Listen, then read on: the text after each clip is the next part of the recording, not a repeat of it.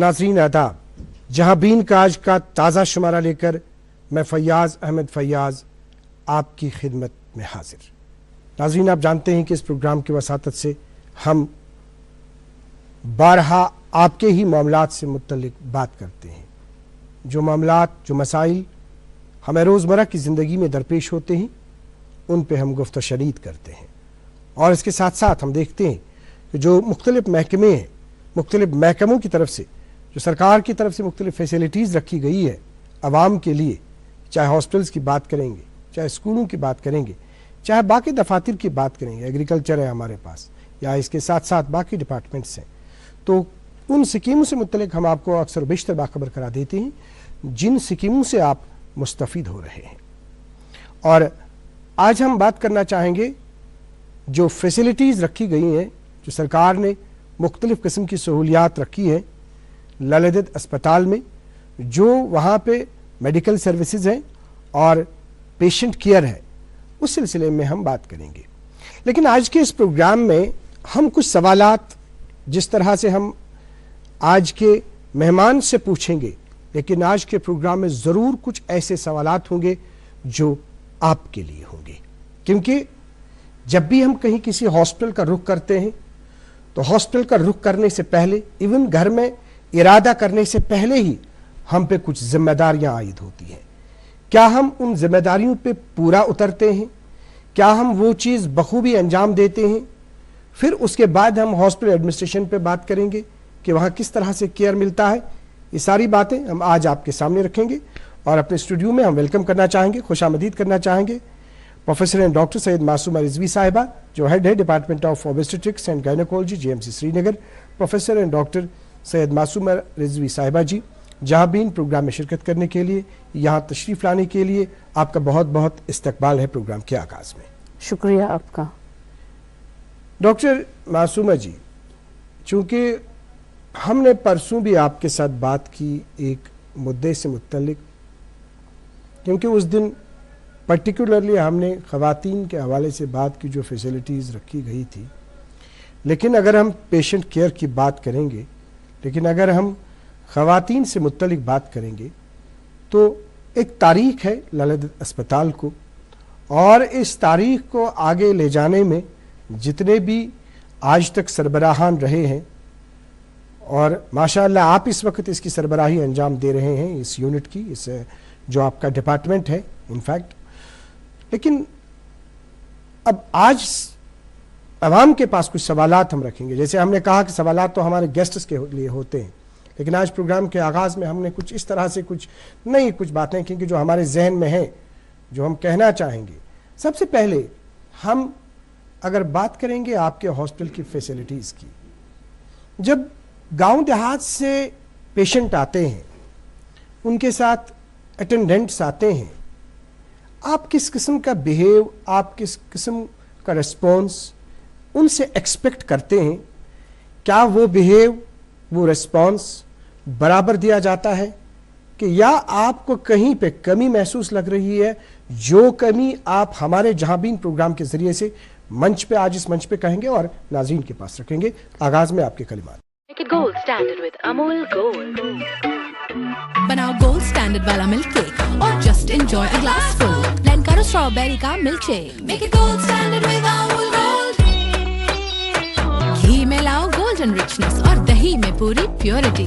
चाय बनाओ या coffee, make it gold standard with Amul Gold. Shahi paneer या स्मूदीज, रिच खीर या हो dal makhani, make it gold standard with Amul Gold. Amul दूध पीता है India.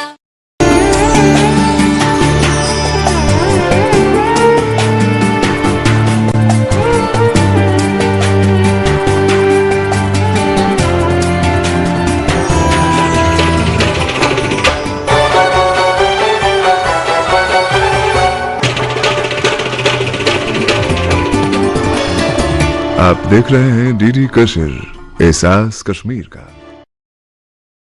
Make it gold standard with Amul Gold. बनाओ गोल्ड स्टैंडर्ड वाला मिल्क केक और just enjoy a glass full. Blend करो स्ट्रॉबेरी का milkshake. Make it gold standard with Amul gold.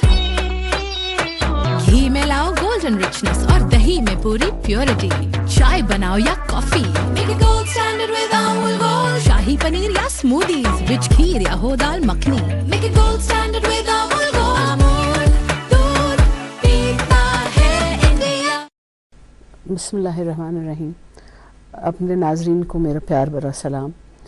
आपने वजह फरमाया कि लोग जब आते हैं वो भी एक एक्सपेक्टेशन लेके आते हैं, और जो वहाँ काम करने वाले हैं उन्हें भी कुछ उम्मीदें वाबस्ता होती हैं कि हम ये हमारे साथ कैसे पेश आएँ। ये तो आम सी बात है, बीमार जो होता है वो मुस्तरी होता है, परेशान होता है, और इतनी दूर से जब आता है तो उसका एक्सपेक्टेशन लेवल ये होती है कि मैं जो ही गया तुरंत मेरा, चाहे मोस्ट ऑफ द टाइम्स जो है ऑब्स्टेटिक केयर होता है, सर्जरी हो जाएगी, जो कि एक हर वक्त मुमकिन बात नहीं होती है। हमारा अस्पताल जो है ललदेद अस्पताल, ये 750 बेड पे मुश्तमिल है, और इसमें दोनों गायनी और ऑब्स्टेटिक सर्विसेज अवेलेबल हैं।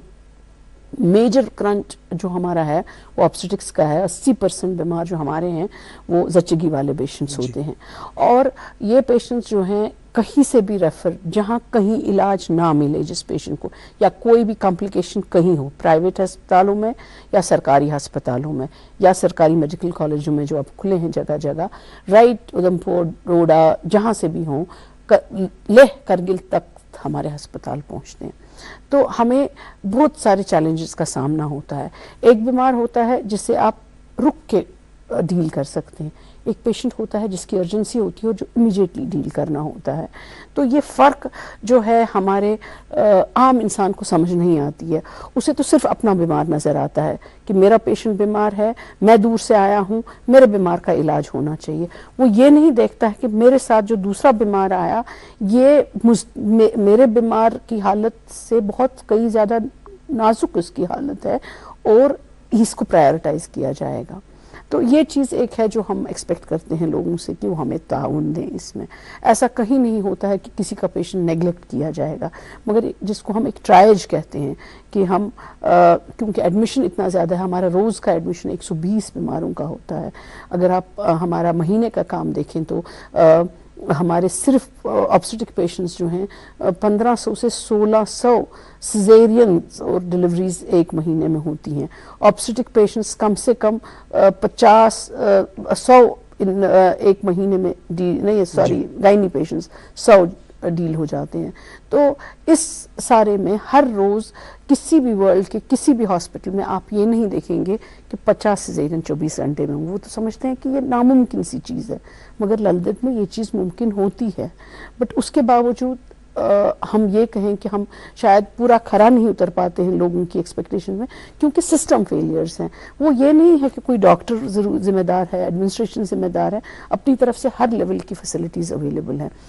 फ्री ट्रीटमेंट है ऑब्स्टेटिक पेशेंट्स का, उन्हें कोई दवाई खरीदनी नहीं पड़ती है, उन्हें किसी टेस्ट के लिए कोई पैसा खर्च नहीं करना पड़ता है, उन्हें किसी रेफरल के लिए कोई पैसा खर्च नहीं करना पड़ता। मगर एक या तो इसका पच पेयर सुचन कशरन कहीं पेशेंट गो एडमिट या आव कुलगाम पे दपान बे आस मे तत दोबुक क्या नहीं डील। वो एक दूसरा जो हमारा ओपीडी का क्यू है, हमारा ओपीडी रोज़मर्रा का ओपीडी जो हमारा 1200 हो गया, जो कि अनमैनेजेबल हो गया है। इसमें बहुत सारे लोग ऐसे हैं, पेशेंट्स ऐसे होते हैं जो सिर्फ एलडी आते हैं कार्ड निकालने के लिए। उनके जहन में एक वहम तारी है कि अगर हमारे पास एलडी का कार्ड नहीं है, उनका ट्रीटमेंट 3 जगह से चल रहा होता है। एक प्राइवेट प्रैक्टिशनर्स के पास भी जाते हैं, एक अपने जो उनका नज़दीकी हेल्थ सेंटर है वहाँ भी जा रहे होते हैं, जो फिर उनका डिस्ट्रिक्ट या सब डिस्ट्रिक्ट हॉस्पिटल में गायनेकोलॉजिस्ट होता है उससे भी इलाज करा रहे होते हैं, और एक एलडी का कार्ड। ये एक रीजन क्या हो सकते हैं? हाँ? इसको थोड़ा हम इलैबोरेट करना चाहेंगे इस बात। इसका रीजन है कि लोगों को लगता है कि अगर हमारे पास ललदेद का कार्ड नहीं हो, अगर हमें रात को या दिन में कभी रेफरल की ज़रूरत हमारे पेशेंट को पड़े, तो शायद ललदेद में हमें एंटरटेन नहीं किया जाएगा। मैं इस प्रोग्राम की वसासत से लोगों को इस फेयर, इस खौफ से निजात दिलाना चाहती हूँ। ऐसा नहीं है, ये सिस्टम जो है रेफरल का बेसिकली होना चाहिए, ये वेस्टर्न कंट्रीज में है, वहाँ एक सिस्टम है, प्राइमरी, सेकेंडरी, टर्शरी केयर। कोई भी फलांग नहीं सकता है कि वो खुद ही अपनी मर्जी से टर्शरी केयर पहुंचेगा, नहीं। जब तक उसका प्राइमरी सेंटर का care giver, doctor, midwife refer नहीं करेगी सेकेंडरी सेंटर में, वो सेकेंडरी सेंटर में देखा नहीं जाएगा। जब सेकेंडरी सेंटर वाले को लगेगा नहीं ये मेरे लेवल के ऊपर है, फिर से टर्शरी केयर। यहाँ तो हर पेशेंट अपनी मर्जी को कहता है मुझे जाना है तो जाना है। तो ये नहीं समझ पाते हैं लोग कि एक कैपेसिटी है बीमारों, नंबर ऑफ पेशेंट्स जो हम देख सकते हैं एक पर्टिकुलर दिन में। जब आप उस कैपेसिटी को क्रॉस करेंगे तो लेवल ऑफ केयर ऑब्वियसली कहीं ना कहीं गलतियों की गुंजाइश रह जाती है। दूसरा सवाल पैदा होता है। Make it gold standard with Amul Gold. बनाओ गोल्ड स्टैंडर्ड वाला मिल्क केक और just enjoy a glass full. लैंकारो स्ट्रॉबेरी का milkshake, make it gold standard with Amul Gold. घी में लाओ गोल्डन रिचनेस और दही में पूरी प्योरिटी। चाय बनाओ या coffee, make it gold standard with Amul Gold. Shahi paneer या स्मूदीज, रिच खीर या हो dal makhani, make it gold standard with Amul Gold. जिस तरह से अभी आपने कहा, क्योंकि हमें और भी मुद्दों पे बात करनी है, सवाल ये है कि जैसे आपने कहा कि आपके हॉस्पिटल का कार्ड, प्राइवेट क्लिनिक, दूसरा जो वहाँ पे दूसरा डॉक्टर होगा उसके पास इलाज। अब आपने ये बात कही कि ये इस वजह से है कि इनको वहम रहता है कि हो सकता है कल जाके एलडी हॉस्पिटल में हमें वहाँ पे एडमिशन ना मिले, उस चीज़ की आपने वजाहत की।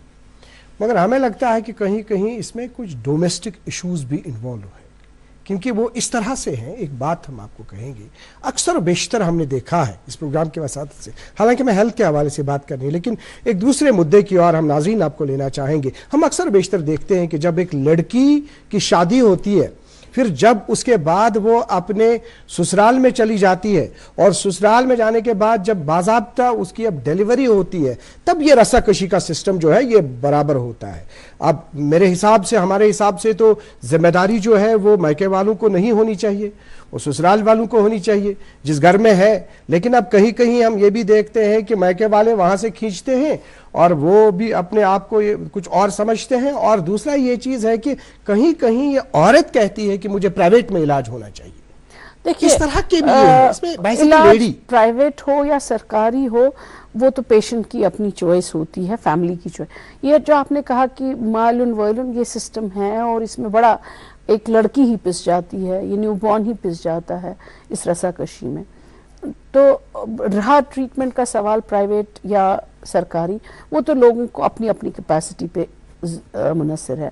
अभी आप अगर देखें ज़िला अनंतनाग, बारामूला, कुपवारा, हंदवारा, पुलवामा, हर जगह तैनात हैं गायनेकोलॉजिस्ट, ऑब्स्टेट्रिशियंस, और बहुत अच्छा काम करते हैं। हम बहुत सराहना करते हैं उनकी, मगर अभी हमारा वो सिस्टम वो डेवलप नहीं है।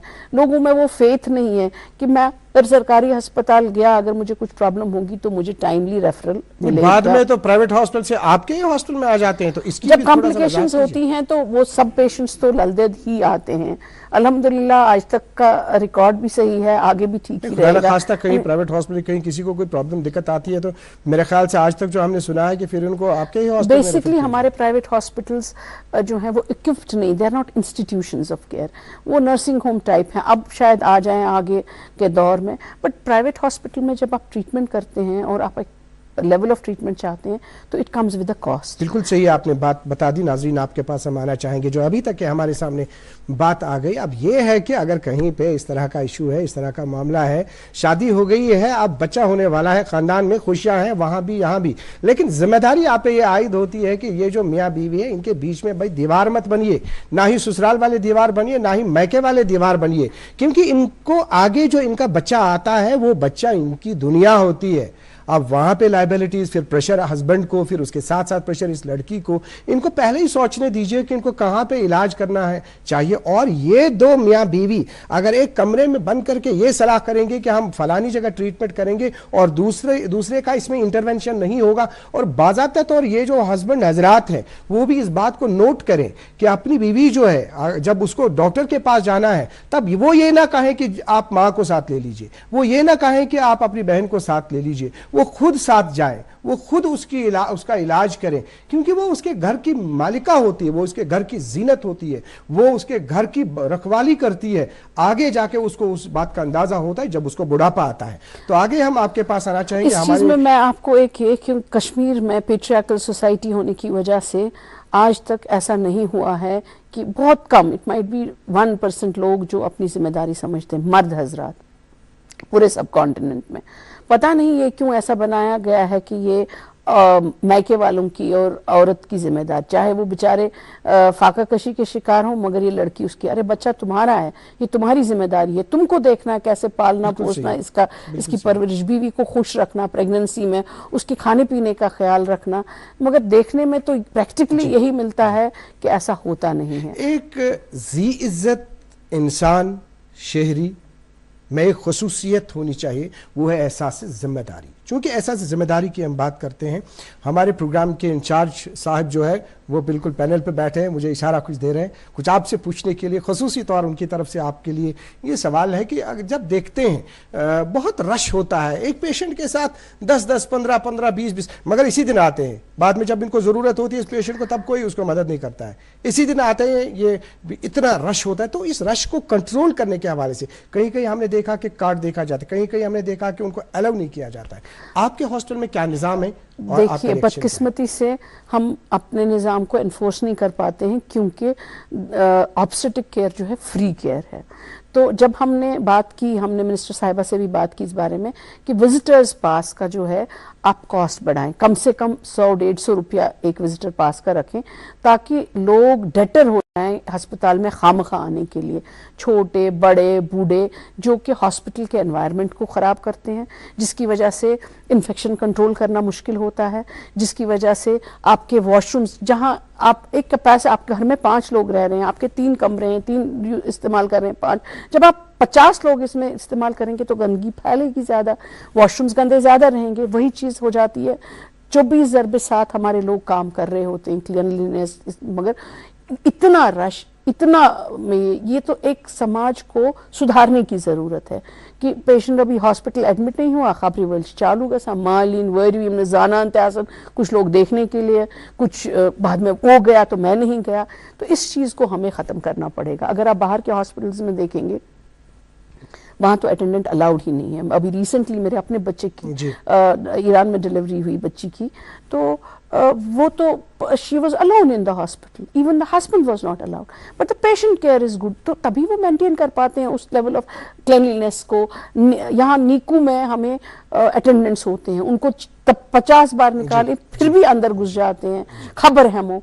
तो इस चीज़ को ख़त्म, क्योंकि इससे बीमारों को नुकसान पहुँचता है। और ख़ास बात, एक और ख़ास सवाल, चूँकि अभी नाजरीन के साथ मैंने अभी जो बात की, कुछ बातें हुई जो हमारे समाज में है, मैं उसमें खुद शामिल हूँ और हम पे किस तरह की जिम्मेदारियाँ आयद हैं, लेकिन हम अक्सर बेशतर ये भी देखते हैं कि किसी हॉस्पिटल में, हम ये नहीं कहेंगे कि हम LD हॉस्पिटल में जाते हैं कि हमारे साथ ऐसा होता है, लेकिन बहुत सारे हॉस्पिटल में हम ऐसा भी देखते हैं, कुछ साथ ये चीज़ वन क्वेश्चन लफ्जन मज वन वैसे अगर न चांदाश्री असश्री ना, यानी अगर डॉक्टर साहब के पास होना हम जाते हैं, कहीं कहीं हमें देखा जाता है कि जो अप्रोच है डॉक्टर्स का, जो जिस तरह से ये पेशेंट जब आता है हॉस्पिटल, इसको बहुत सारी उम्मीदें वाबस्ता होती है, ये टूट चुका होता है, इसकी आखिरी एक्सपेक्टेशन जो होती है वो इसकी डॉक्टर साहब कंसर्न होती है और वो स्टाफ जो है, अब उनका रिस्पॉन्स जो है, उनका बिहेव जो है, उनका अप्रोच जो है, किस तरह का होना चाहिए इस पेशेंट के साथ या अटेंडेंट के साथ, चाहे एक ही हो। वहाँ पे देखिए, ये मैं मानती हूँ और माजरत के साथ एक्सेप्ट करती हूँ कि कहीं कहीं हो जाती हैं ऐसी चीज़ें, मगर आप एक रुख कॉइन का देख रहे हैं, आप दूसरा रुख देखते नहीं हैं कि ये जो बच्चे हमारे जो ड्यूटी करते हैं, जो डॉक्टर्स ड्यूटी करते हैं, वो कितने प्रेशर में होते हैं।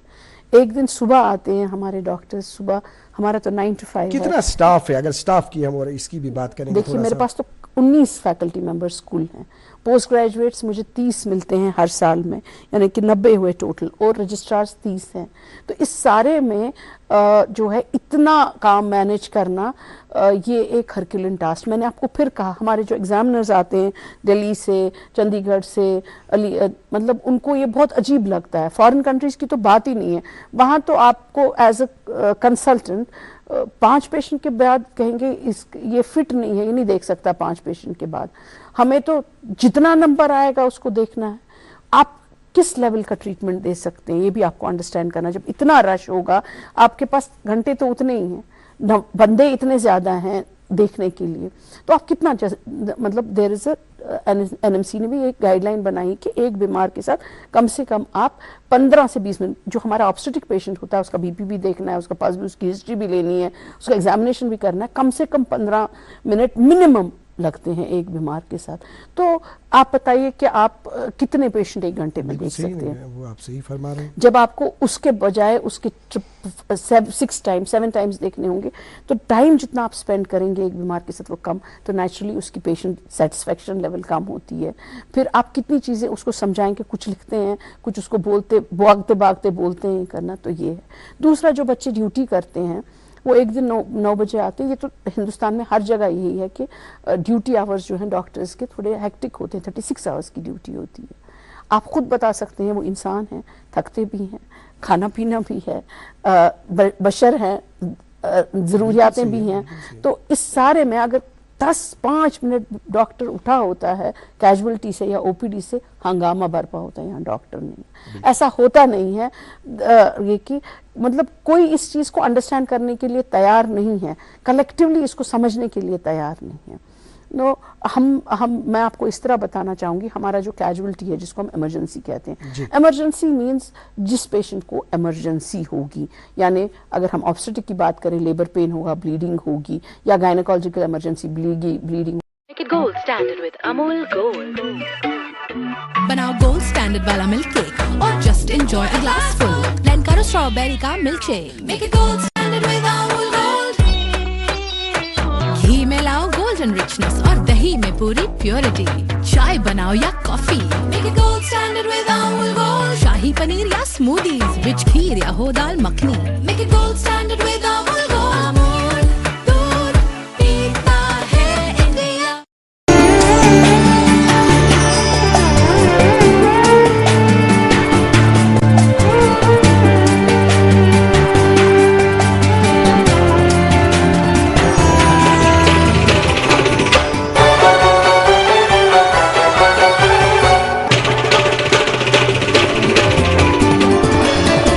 आप देख रहे हैं डीडी कशिर, एहसास कश्मीर का। Make it gold standard with Amul Gold. बनाओ गोल्ड स्टैंडर्ड वाला मिल्क केक और just enjoy a glass full. लैनकारो स्ट्रॉबेरी का milkshake, make it gold standard with Amul Gold. घी में लाओ गोल्डन रिचनेस और दही में पूरी प्योरिटी। चाय बनाओ या coffee, make it gold standard with Amul Gold. Shahi paneer या स्मूदीज, रिच खीर या हो dal makhani, make it gold standard with Amul Gold. Amul दूध पीता है इंडिया। वगैरह ये इमरजेंसीज हैं जो इमरजेंसी में देखना है। ये पेशेंट ओपीडी 3 बजे हमारा रूटीन ओपीडी ख़त्म हो जाता है, तो इन पेशेंट्स के लिए इमरजेंसी फिर रहता है खुला ये। बट इमरजेंसी में आप जानते हैं पेशेंट्स कौन से आते हैं? वो कहते हैं दिन में ओपीडी में रश है ना, इसका नाम शाम 3 बजे पर चेकअप।